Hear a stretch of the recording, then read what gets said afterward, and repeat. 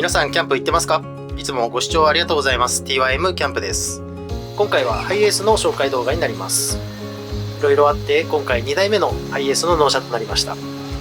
今年の4月にもともと乗っていたハイエースが事故で廃車となってしまいまして、この度2台目のハイエースの納車となりました。なかなかない経験をしたと思いますが、この機会に見直したカスタムやオプション、車を買う時にいろんなオプションをつけると思いますが、実際乗って使ってみないとわからない部分って多いですよね。ここはこういう風にしとけばよかったなとか、これは初めからつけておけばよかったなど、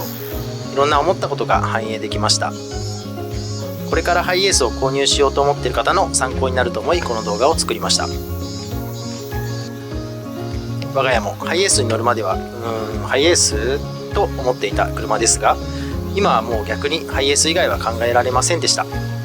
廃車になり他の車を選ぶ選択肢もありましたが、迷わずハイエースを購入しました。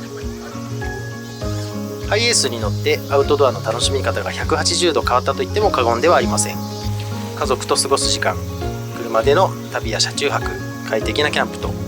本当に楽しみ方を増やしてくれるハイエース。車選びを迷われている方にもおすすめの車です。そして前回同様フレックスドリームさんで購入しましたが、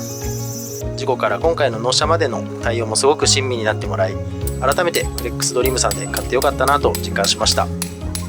丸目ハイエースのカスタムでおなじみですが、ハイエースの新車カスタムがパッケージになっていて、価格も分かりやすく選びやすいです。当初買う時にディーラーで買うのと違うのかなという不安もありましたが、新車購入後自宅最寄りのトヨタのディーラーで点検もできるので、特にディーラーで買うのと違いがない点も安心でした。そしてハイエースを買う際に一番迷われると思うのが、ガソリン車にするかディーゼル車にするか、2駆4駆っていう部分ですよね。結論4駆のディーゼルが一番良かったので、今回も4駆ディーゼルにしましたが、今回ありがたいことに納車までの期間に2駆のディーゼル車と2駆のガソリン車のハイエースの台車を貸してもらい、実際に乗って体験できたので、この違いの感想もお話しさせていただければと思います。そして前回のハイエースにつけたオプションの変えた部分と同じ仕様にした部分をこの動画でまとめさせていただきました。ハイエースを購入される際の参考になると思いますので、ぜひ最後までご覧ください。我が家は都内在住の30代夫婦、4歳のお姉ちゃんと1歳の弟くんと4人家族でファミリーキャンプを楽しんでいます。皆さんの参考になる動画作りを心がけておりますので、ぜひチャンネル登録よろしくお願いします。それではどうぞ。変更した箇所、後部座席ドア、パワースライドドアをやめて手動のドアにしました。手動ドアにすると後部座席の窓が開けられるようになるので、車中泊を楽しみたい我が家にとってはこっちの方が良かったです。パワースライドドアにして後からガラスを交換して窓を開けられるようにもできましたが、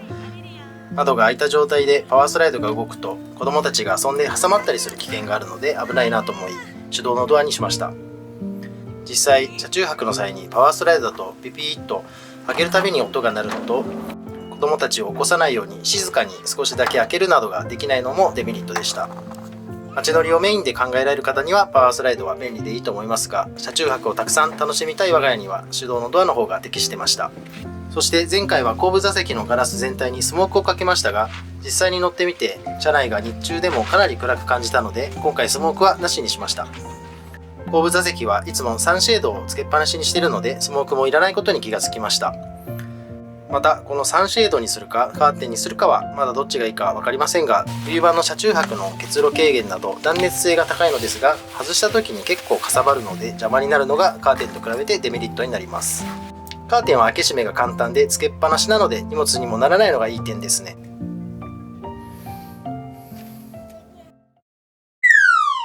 TYM キャンプ。フロントグリルのエンブレム、今年からの法改正により安全装置の取り付けが必須になり、このグリル部分に TSS トヨタセーフティーセンスのセンサーが付き、自動ブレーキなどの安全装置の取り付けが必須になったので、前回選んだエンブレムは廃盤となってしまいました。その分安全性能は向上したので安心のポイントですね。室内のライト変更、車中泊を楽しむ我が家には室内のライトも結構重要でした。元々の照明はオンオフのみの調光機能はありませんでしたが、こちらはオプションでタッチで調光機能がついている照明にしました。車中泊をしていると明かりを小さくつけたい時などが結構あるので、調光は非常に便利です。こちら長押しで3色に色も変わります。外部電源取り付け、キャンプ場の電源サイトなどで車中泊の際の電源が窓を少し開けて延長コードを通して使ってましたが、やはり冬場は窓を全部閉めたいところ。今回は後ろ側に外部電源をつけてもらいました。これがあれば電源サイトや RV パークなどで窓など閉めた状態でこの部分に電源を差し込み、室内で電源が使えるようになります。特に冬場の車中泊は電気毛布やホットカーペット、セラミックファンヒーターなどが使えるようになるので非常に便利です。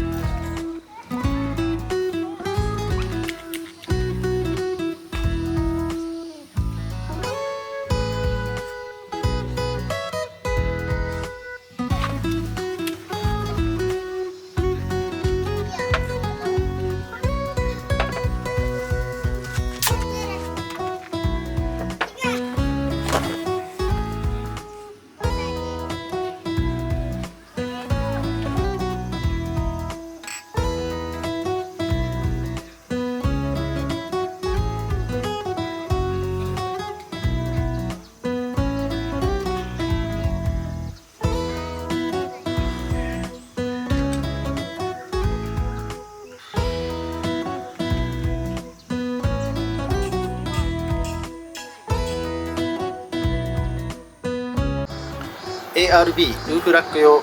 ィンドディフレクター。ルーフラックをつけると高速道路など走った時に結構風切り音が気になってました。そこで今回はこのウィンドディフレクターを取り付けてみたところ、かなり快適になりました。ルーフラックを取り付けられる方におすすめのオプションです。そして前回 ARB のオーニングを取り付けましたが、今回はルーフテントと合わせて別メーカーのものを後から取り付けます。こちらは取り付け次第また別の動画でご紹介させていただきます。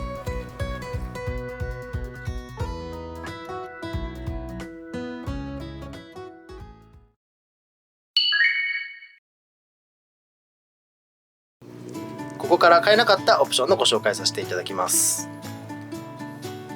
ベッドキット。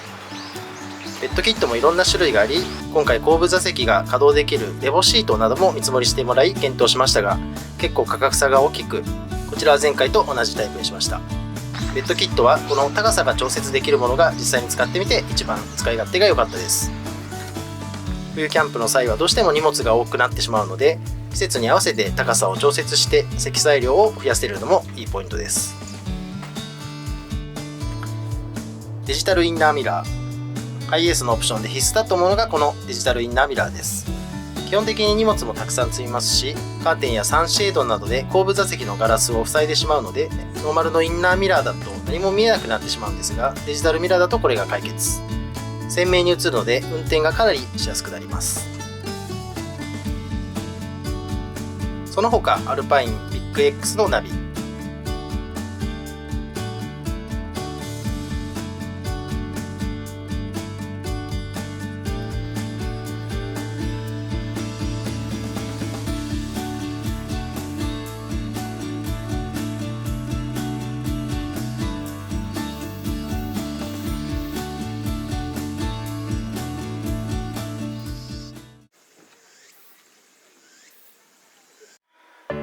ハイエースを買う際に皆様悩まれる2駆にするか4駆にするか、実際乗ってアウトドアに使ってみた体験談を踏まえてまとめてみました。大きな違いは価格と走行性の違い。2駆のメリットは購入時における車両の価格が安い、燃費が若干いい。2駆のデメリットは直進時の安定性がない、悪い道の走行に弱い。今回納車までの期間に2駆のガソリン車とディーゼル車を台車として借りて実際乗ってみて、圧倒的にガソリン車はパワーの少なさを感じました。坂道こんなきついんだと。一方ディーゼル車は2駆でもパワーの少なさはそこまで気になりませんでした。あとは車中泊の際にガソリン車のメリットはアイドリングの静かさです。夏や冬の車中泊の際に稀にエアコンをつけるためにエンジンをかけますが、どうしてもディーゼルのエンジン音がうるさいのが気になっちゃいます。特にキャンプ場など静かな場所は窓を開けるためにちょっとエンジンをかけるだけでもディーゼルのエンジン音は気になっちゃいますね。前のハイエースも4駆ディーゼル車だったので普通に乗ってたら気がつきませんでしたが、今回この後に2区に乗る機会ができたので、実際運転してみたら全然違うなと実感できました。去年雪道も走行しましたが、4区はやっぱり走行の安定感、安心感が全然違いました。購入時の初期費用は大きく変わりますが、下取りのことを踏まえると4区はその分下取りに反映されますので、結論、キャンプやアウトドア目線でハイエースを選ばれるのでしたら断然4区がいいと思います。ディーゼル車は普段のガソリン代もランニングコストが安いのがありがたいですね。ただしアドブルーという液体をたまに補充しなきゃいけないというデメリットもあります。TYM キャンプ。以上、ハイエース2台目を購入して変えた点、変えなかった点、ハイエースを選ぶ際のポイントなどをまとめた動画になりました。ぜひ動画の方を気に入っていただけましたら高評価とチャンネル登録よろしくお願いいたします。それではまた次の動画でお会いしましょう。最後までご視聴いただきありがとうございました。